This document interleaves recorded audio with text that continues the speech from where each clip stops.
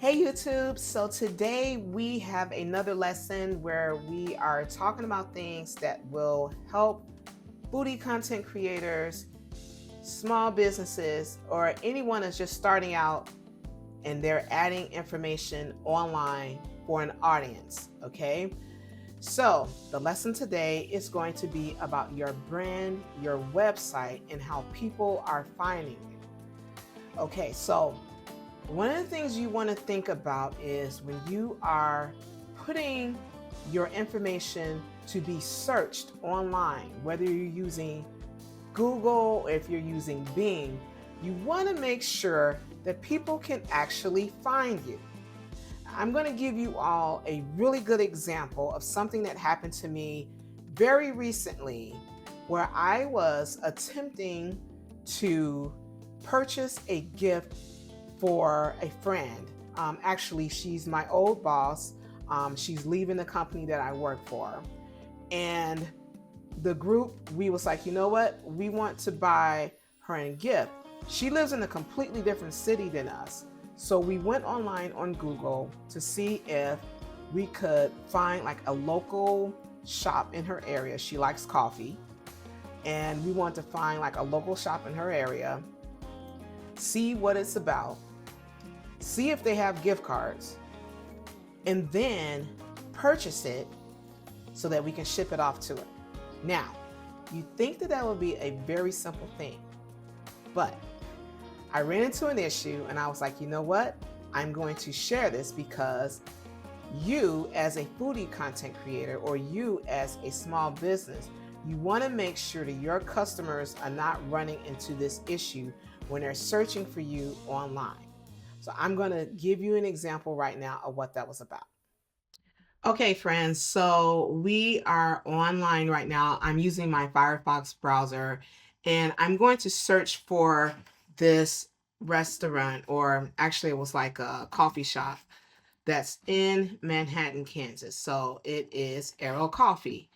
And the first thing that pops up is the location in Manhattan, Kansas. So there are multiple things going on here. So when you first arrive, you see this Arrow Coffee and Desserts. You see this is a website. This is their Instagram page. There's a Facebook page, and then there's this Arrow 6 Coffee Company. Then there's a 3 Arrows Coffee. All of them have different web addresses. So you can see here, this is one web address, this is another web address, and this is a web address, okay? But I'm like, well, this is the first one that popped up when I searched, and it's supposed to be in Manhattan, Kansas. And in fact, over here, it says Coffee Company, and it's in Manhattan, Kansas. And there's another web address. So now we got arrowcoffeecompany.com. So it's going to either be this one, possibly this one. But since this is a Google business profile, this is one I'm going to select, okay? So I select website, and it says the website has expired. The account has expired. If I'm the site owner, I should click below and log in because apparently there's an update that's needed.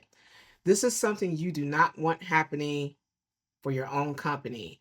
If someone is searching to purchase something from you, you want that information to be readily available. And whether you are a storefront or whether you are just sharing content like recipes or knowledge based information, you want your customer to be able to find the information right away. So, what I ended up doing was searching for them um, through their Instagram page. So when and again, same name, Arrow Coffee Company. So this obviously isn't it because this is coffee and desserts. You want to make sure that you have your same name across multiple platforms. Okay. So it looks as though this Instagram and Facebook page are connected to this company. Now, it also seems as though this particular company is sharing their Facebook profile here. They got their Twitter account, their Instagram account, and their LinkedIn, and all of them pretty much have the same profile. So it must be the same. So I can select Instagram or Facebook from here, or I can select it from here. Okay. So what I'm going to do is go down here, use their business profile, and select Instagram. So when I get here, they actually have their the location here, and I'm wondering, can I get to the website from here? Doesn't look like I can, but let's see. I'm gonna click around and see what's available. Yeah, I'm not seeing anything in particular. So let's see. I'm gonna click on here. Oh, I gotta log in to see the post. So that's Instagram for you. So I'm going to go out and let's see what's happening from their Facebook page. Maybe if I click on that, it'll have the link. All right. I go to Facebook and there's the link. Let's see if this works. I believe this is the one that's expired. Yep. See, even on Facebook, they got the wrong link. Okay, let's click this one, exploretalk.com. Okay.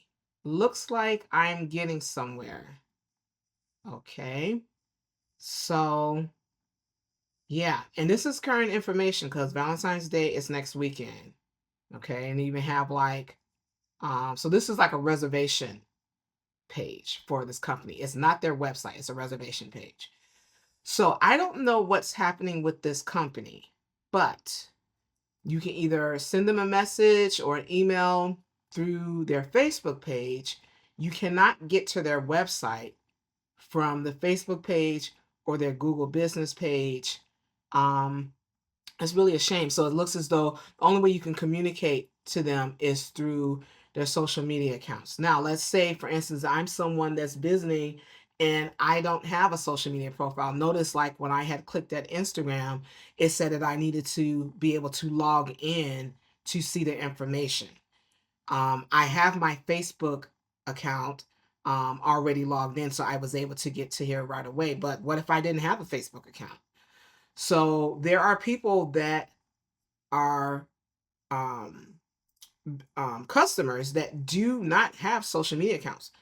For instance, my husband is not on social media at all unless you would include YouTube. So YouTube is technically a social media account. He only has a YouTube profile because he has a Google profile. If he did not have that Google profile, he would not be in YouTube. Okay, so there are people out there that do not have social media accounts, so they would not have been able to get into this information. They would not have been able to get to your business. So you want to think about those things when you're branding yourself, how others may see you, how they will get your information if they're not on social media. You should be using an actual website. So this company needs to update their website, and they need to update their business profile. So let's say, for instance, if they are only accepting reservations or they only want you to go to their Facebook page. Through their Google business profile, they can update that website link. And they can do that by either there's a link on here that says, do you own this business? So if you own that business, you click it, you claim it, and you can input the correct information. If you are a consumer like me, you can select suggest an edit. You put that edit in, the business owner will be notified of it. And I believe it would totally make sense that this business profile is being managed by someone because they have a lot of the information that only business owners will be able to enter in. Okay, like their hours of the day that they're open, along with their kitchen hours, and they have their social media profiles here. Google does not just add this information. You have to have a Google business account in order to update that information. And I'll have a link to that video in my video description. And in fact, you can watch that after this video. So I'm hoping that this will inspire you to know what you should be doing when it comes down to people finding you on social media, and how they are finding you on a website if they're going through a search engine like Google or Bing. When they're trying to find you, you want to make sure that your name is the same across all platforms. You want to make sure your address is readily available, and you want to make sure that your website is available so people like me are not searching all over the world to try to find out how I can get a gift card or purchase something from your store. Okay, so I hope this was very informational for you. And again, if you want to find out how to set up a Google business profile so that you can edit your information like this company, that will be in my next video. See you guys next time.